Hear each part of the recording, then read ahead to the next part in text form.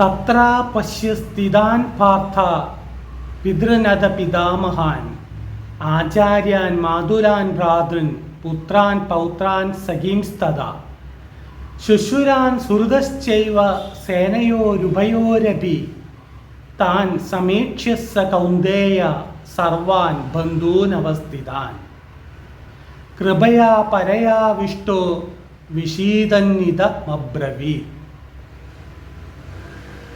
നമസ്കാരം, ഉപാസനയിലേക്ക് സ്വാഗതം. ഭഗവത്ഗീത അധ്യായം 1 അർജുന വിഷാദയോഗത്തിലെ 26-27 ശ്ലോകങ്ങളാണ് ഇപ്പോൾ ഇവിടെ ഉദ്ധരിച്ചത്. നമ്മൾ മനസ്സിലാക്കാൻ ശ്രമിക്കുന്നത് എന്താണ് ഈ ശ്ലോകങ്ങളുടെ അർത്ഥം? അവിടെ 2 സൈന്യങ്ങളിലായി നിൽക്കുന്ന പിതാക്കന്മാരെയും പിന്നെ പിതാമഹന്മാരെയും ഗുരുക്കന്മാരെയും അമ്മാവന്മാരെയും സഹോദരന്മാരെയും പുത്രന്മാരെയും അതുപോലെ കൂട്ടുകാരെയും ശുശ്രുരന്മാരെയും സുഹൃത്തുക്കളെയും എല്ലാം അർജുനൻ കണ്ടു. ആ കുന്തിപുത്രൻ ബന്ധുക്കളെ എല്ലാം നന്നായി നോക്കിക്കണ്ട് അത്യന്തം കൃപയോടെ വിഷാദിച്ചുകൊണ്ട് ഇങ്ങനെ പറഞ്ഞു. ഇതാണ് ഈ 2 ശ്ലോകങ്ങളുടെ വാക്യാർത്ഥങ്ങൾ.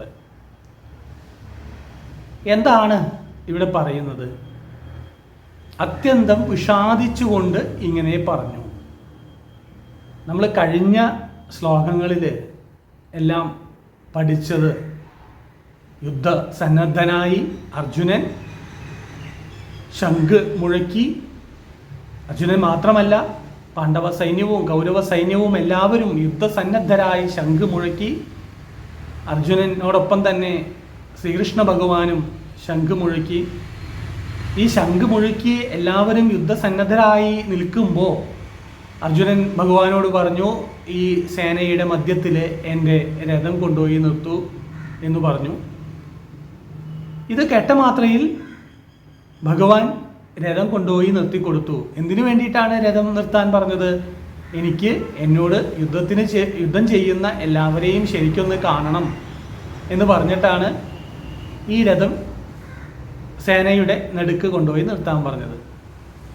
അർജുനൻ പറഞ്ഞ പ്രകാരം തന്നെ ഭഗവാൻ ഈ സേനയുടെ മധ്യത്തിൽ രഥം കൊണ്ടുപോയി നിർത്തി കൊടുക്കുകയും ചെയ്തു.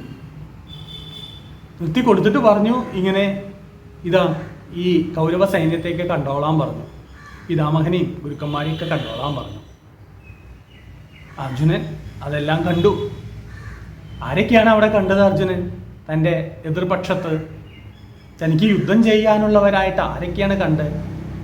പിതൃതുല്യരായിട്ടുള്ള ആളുകളുണ്ട്, പിതാക്കന്മാരുണ്ട്, ഗുരുക്കന്മാരുണ്ട്, അമ്മാവന്മാരുണ്ട്, സഹോദരന്മാരുണ്ട്, പൗത്രന്മാരുണ്ട്, അതുപോലെ സുഹൃജനങ്ങളുണ്ട്.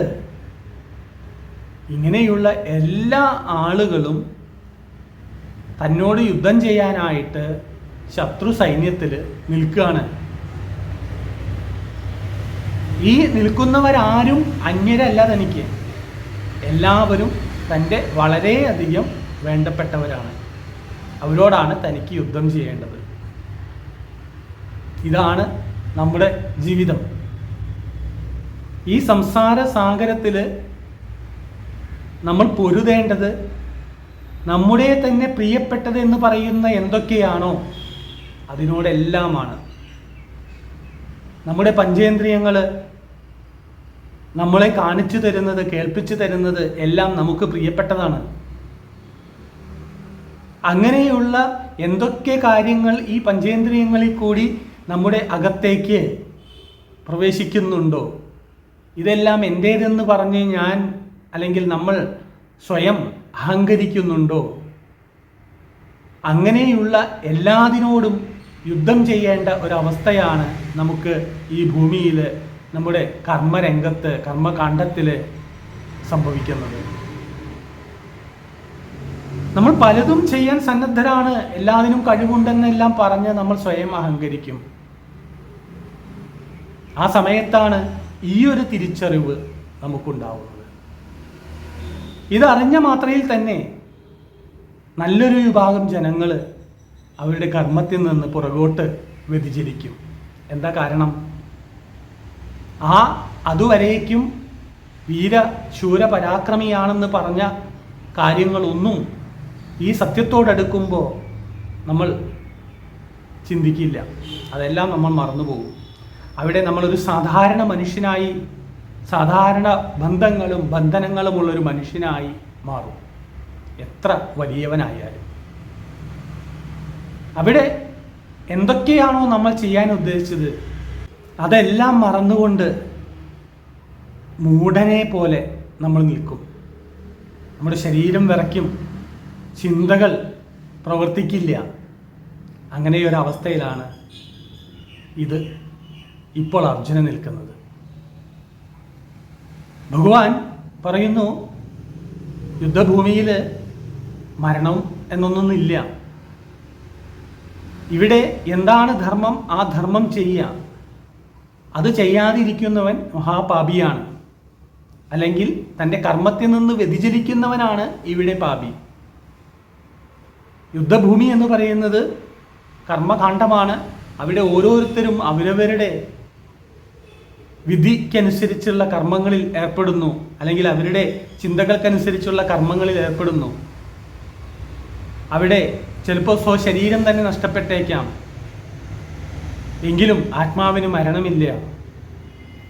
അവിടെ ധർമ്മമായിട്ടുള്ളത് എന്താണോ അത് ആ കർമ്മം ചെയ്യുക എന്നുള്ളതാണ്.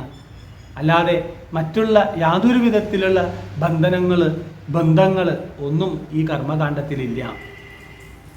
ചില പ്രത്യേക സാഹചര്യങ്ങൾ കൊണ്ട്, അല്ലെങ്കിൽ പ്രകൃതിയുടെ ആ പ്രത്യേക രീതിയിലുള്ള സ്വരുക്കൂട്ടലുകളെ കൊണ്ട് നമുക്ക് തോന്നുകയാണ് നമ്മുടെ പിതാവാണ്, പിതാമഹനാണ്, സുഹൃത്തുക്കളാണ് എന്നെല്ലാം നമുക്ക് തോന്നുകയാണ്. പക്ഷേ നമ്മളവിടെ ഏകരാണ്.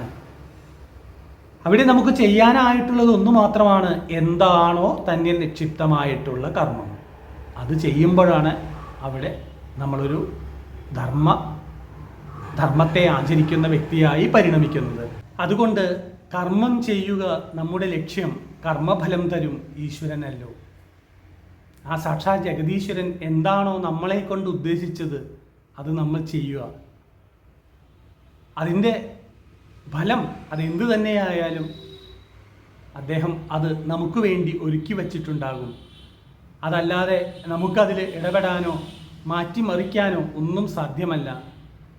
ആ ഭഗവാന്റെ കയ്യിലെ ഉപകരണമായി പ്രവർത്തിക്കുക എന്നുള്ളതാണ് നമുക്ക് ഓരോരുത്തർക്കും ഹിതകരമായിട്ടുള്ളത് ഈ പ്രപഞ്ചത്തിൽ എന്നാണ് ഇവിടെ ഭഗവത്ഗീത നമ്മളോട് പറയുന്നത്.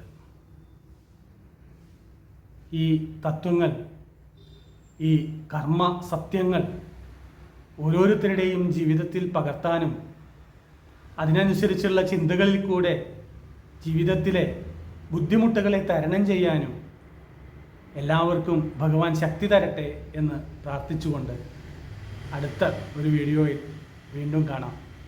നന്ദി, നമസ്കാരം.